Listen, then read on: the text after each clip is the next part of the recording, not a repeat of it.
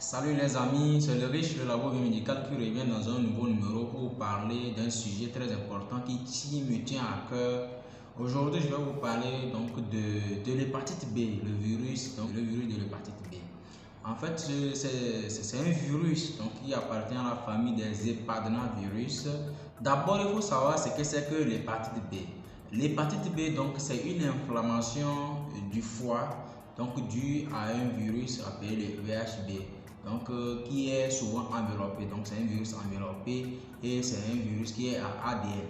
Il faut aussi rappeler que c'est un virus découvert donc, en 1967. Alors les amis, si vous êtes nouveau sur cette chaîne, il faut savoir que sur cette chaîne, nous parlons de la santé en général en passant par le laboratoire. Donc, je vous invite aussi à vous abonner massivement à cette chaîne pour recevoir nos nouvelles vidéos. Car chaque semaine, nous sortons un numéro qui tient à cœur la population en général. Il faut retenir que c'est une maladie ubiquitaire, c'est-à-dire c'est une maladie qui contamine beaucoup de personnes. Plus de 2 milliards de personnes sont infectées par le virus du B et le virus de l'hépatite B.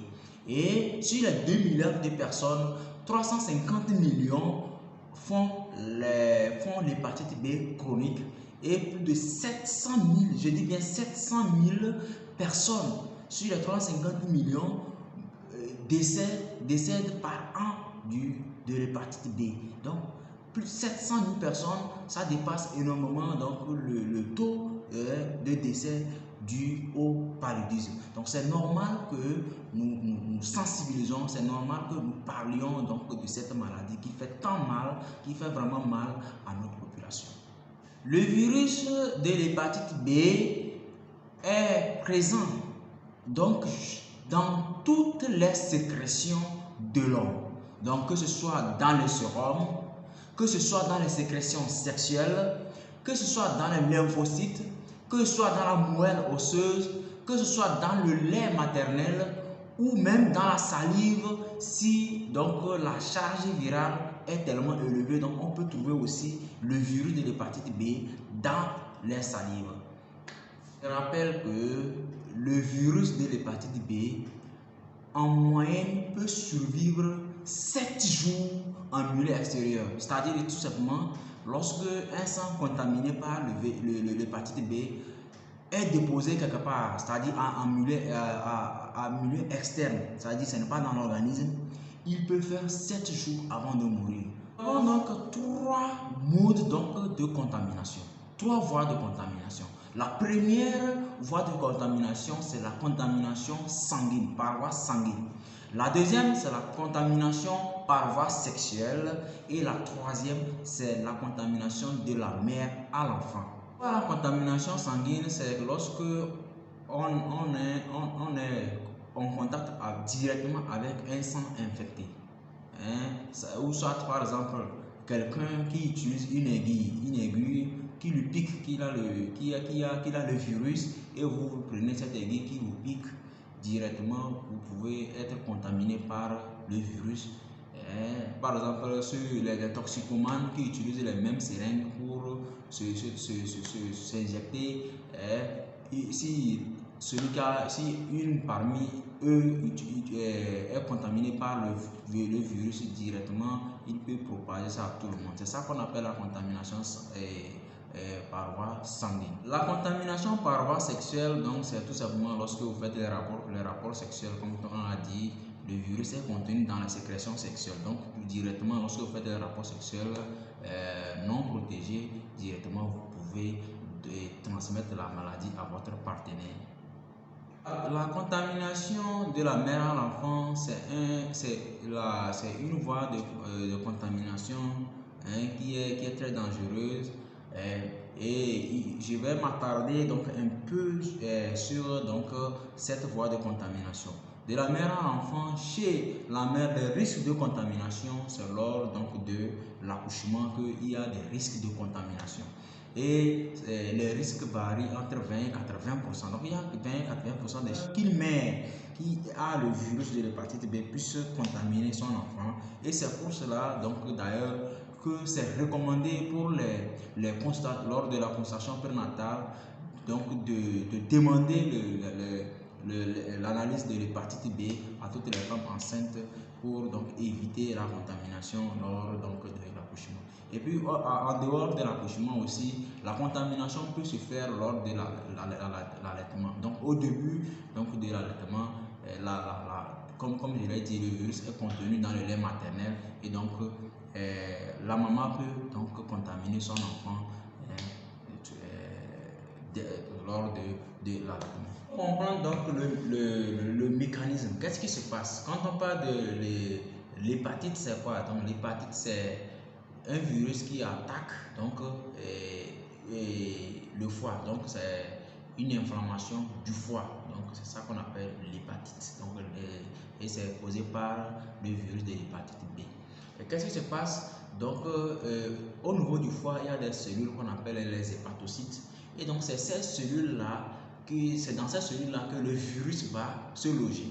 Et donc lorsque le virus rentre dans l'organisme, dans le foie, qu'est-ce qui se passe? Il y aura le système immunitaire, donc la défense de l'organisme va lutter contre le virus. Et le virus lui-même ne détruit pas les cellules du foie. Mais c'est la réaction immunitaire qui détruit donc les cellules du foie. Donc après exposition, il y a une période d'incubation. Lorsque vous êtes exposé à la contamination, il y a donc une période qu'on appelle la période d'incubation qui peut durer 3 mois. C'est-à-dire lorsque vous êtes exposé au virus, tout de suite, si vous faites l'analyse, vous n'allez rien découvrir, vous n'allez rien voir. Donc, il faut que ça se fasse 2 ou 3 mois avant que le virus se révèle donc, dans le sérum. La phase d'incubation vient la phase aiguë. Durant cette phase-là, donc le système immunitaire va essayer de combattre le virus qui est rentré dans l'organisme, dans le foie. Et donc, il y a une grande chance donc que le système immunitaire puisse vaincre le virus et en ce moment, on sera complètement guéri donc, de l'hépatite B. Donc, le système immunitaire peut ne pas combattre totalement le virus. Et en ce moment, qu'est-ce qui se passe? Donc, c'est là qu'on rentre dans la phase qu'on appelle la phase aiguë fulminant. Donc, fulminant. Et après cela, si lorsqu'on est dans la phase fulminante, c'est très dangereux et la personne peut décéder tout de suite. Donc, en dehors de l'hépatite aiguë, dans l'hépatite B aiguë, on peut aussi avoir l'hépatite B chronique et c'est là-bas, c'est la phase dangereuse. Et l'hépatite B chronique, c'est lorsque vous êtes exposé. Après 6 mois, si vous avez toujours le virus dans votre organisme, c'est que vous êtes dans la phase chronique. Et dans la phase chronique, il peut aussi survenir, il peut avoir donc des complications à cette phase-là. Et quelles sont ces complications?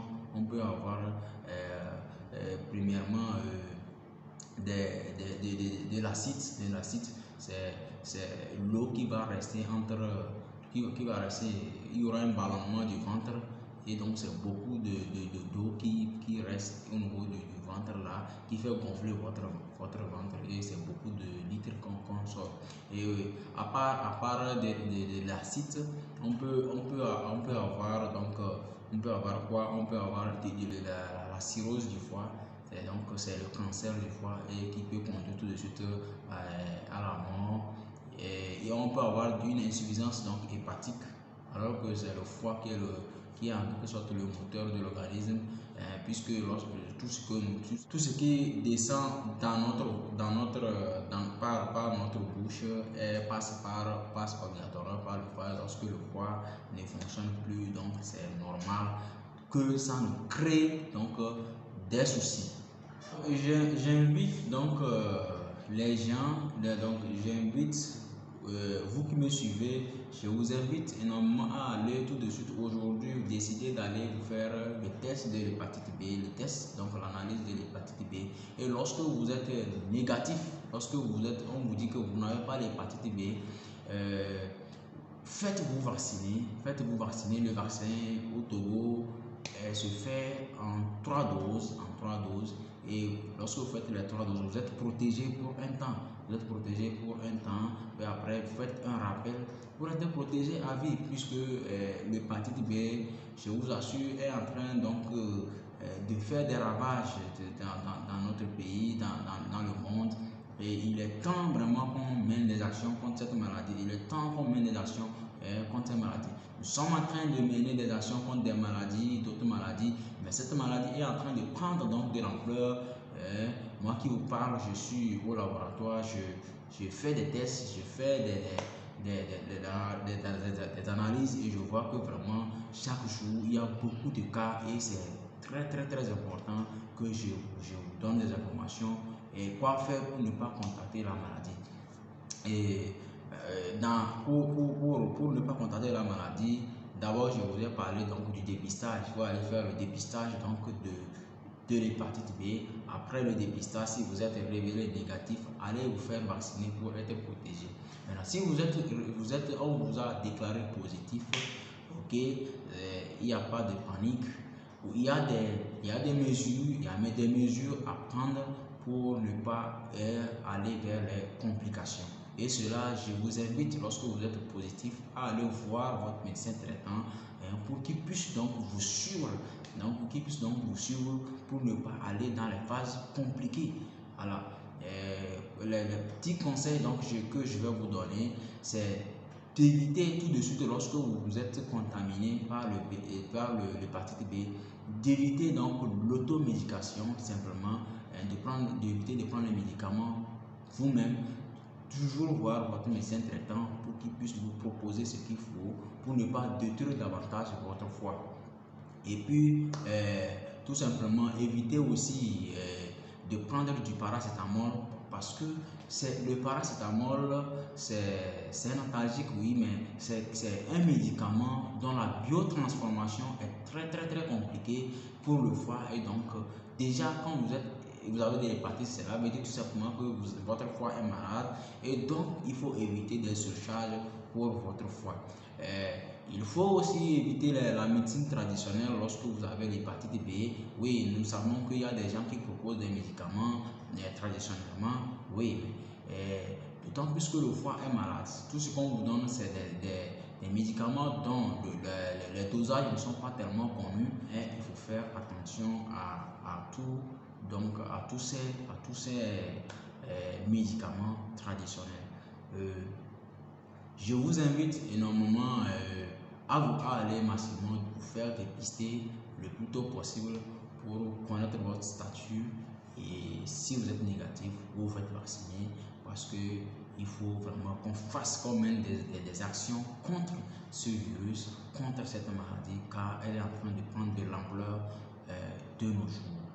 Je vous remercie. Je vous invite vraiment à vous abonner à cette chaîne. Nous n'allons pas cesser à vous informer sur des maladies, sur ce qu'il faut faire pour donc éviter les complications. On se retrouve dans un autre numéro. Ciao.